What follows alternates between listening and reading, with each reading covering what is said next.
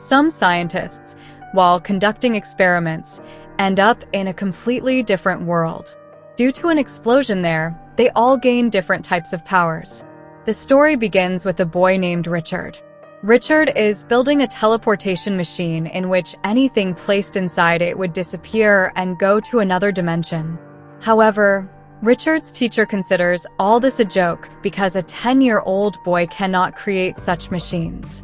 Richard has a friend named Ben, who listens to Richard's ideas very attentively.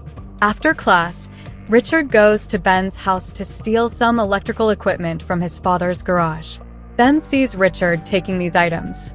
Richard tells Ben not to do anything, but now Ben also wants to join Richard in this experiment and contribute to it. Years pass by quickly. Now, Richard and Ben are shown at an exhibition with their teleportation machine, wanting to present their unique machine to the world. When the exhibition judges come to see Richard's machine, Richard places a small object inside his teleportation machine, which disappears to another dimension upon activation. However, the judges think that Richard and Ben are performing some strange trick and just calling it a teleportation machine. So, the judges disqualify Richard and Ben. Both of them become very disappointed because they had invested many years in this single project. At this point, a businessman named Franklin is introduced. Franklin is very impressed with Richard and Ben's teleportation machine experiment. Franklin has a daughter named Susan, who also studied with Richard and Ben. Here, Franklin is so impressed by Richard and Ben's capabilities that he provides them with a scholarship to his institution. This means Richard and Ben will now work on a larger scale within Franklin's organization. They pack their bags and head to Franklin's organization. Upon arrival, they discover that Franklin's organization is building a much larger teleportation machine than theirs, capable of teleporting humans and large objects.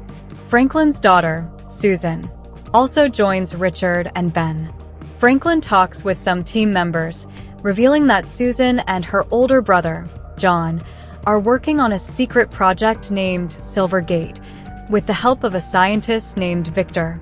Franklin believes Victor should also be included in the new project, so Victor is brought in. Victor agrees to join the mission immediately, and they all form a team to build the machine.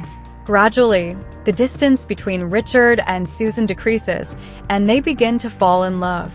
After several months of hard work, Richard's team builds the machine capable of teleporting humans and animals. They first teleport a chimpanzee, successfully sending it to another planet. After a while, they teleport the chimpanzee back to Earth. Seeing the success of the machine, everyone is overjoyed. Franklin's head members decide to inform NASA astronauts about the machine to make history by teleporting humans first. However, Richard, Ben, and Victor have different plans in mind. They were thinking, why should NASA create history using their machine? Their names should be written in golden letters in history.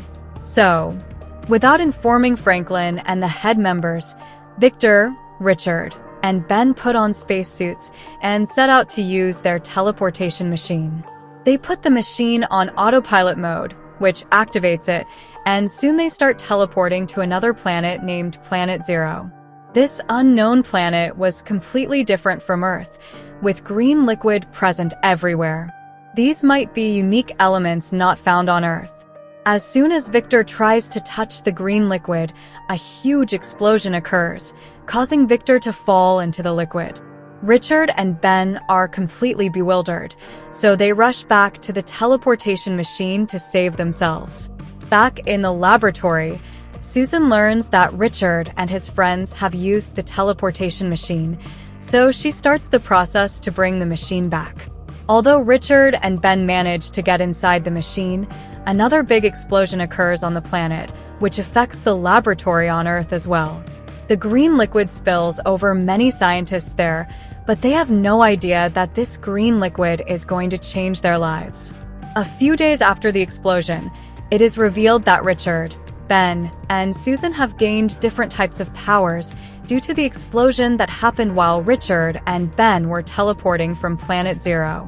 Richard's entire body became extremely flexible. Richard could stretch any part of his body to incredible lengths, while Susan had become invisible and could create a very strong force field around her body. On the other hand, Ben had transformed into a monstrous being with a body made entirely of solid stone.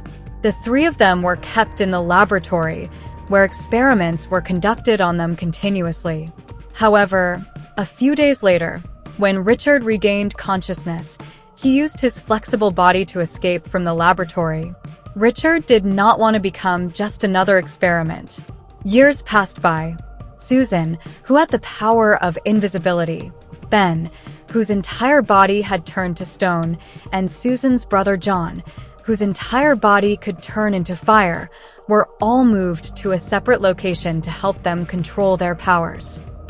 With extensive training, they learned to manage their abilities and even completed numerous missions with the military. Because of this, the board members decided to rebuild the teleportation machine to go back to Planet Zero and acquire more powers, thereby increasing the number of super members in their army. However, to build this machine, they needed to find Richard. Richard, who was living in hiding, was trying to create a suit that could help his friends return to normal. Susan was given the task of locating Richard and bringing him back at any cost. After much effort, Susan finally found Richard's location. Ben, the stone monster, set out with his team to capture Richard.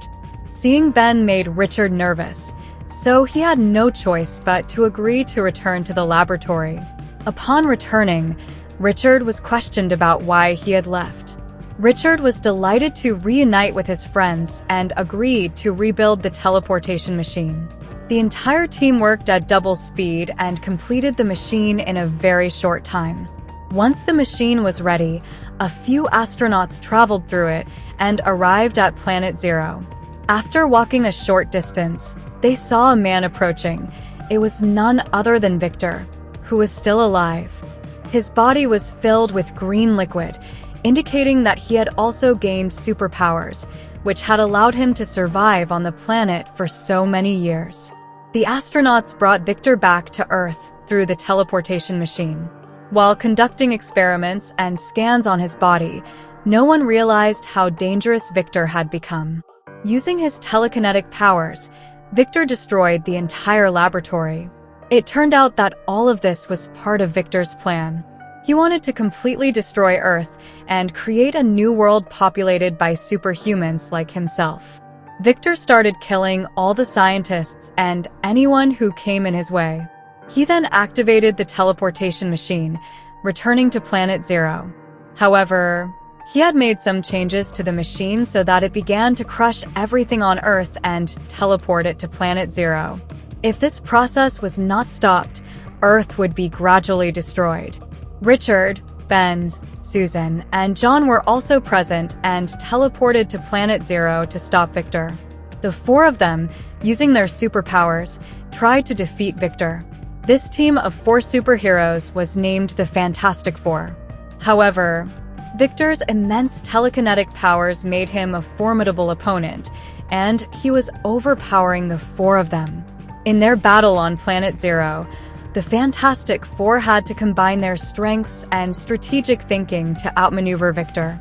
Richard used his flexible body to dodge attacks and reach crucial components of the machine.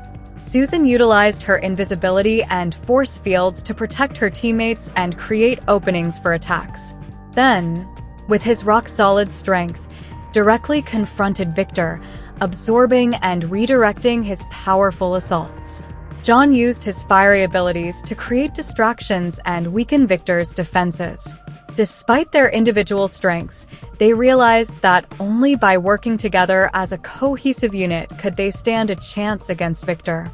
After a fierce and intense battle, they managed to weaken Victor enough to incapacitate him and shut down the modified teleportation machine, stopping the transfer process that threatened to destroy Earth. With Victor defeated and Earth saved, the Fantastic Four returned as heroes, hailed for their bravery and teamwork. They vowed to protect the planet from any future threats, ready to face any challenge that came their way. But unity holds great power, and with its help, Richard's team continuously attacked Victor, eventually killing him in a massive explosion. Victor's entire body was destroyed, and the four quickly closed the teleportation machine's portal, saving Earth from a significant threat. Upon safely returning to Earth, the four decided to further master their powers to protect humanity, understanding that great power comes with great responsibility. Thus, our superhero movie ends here.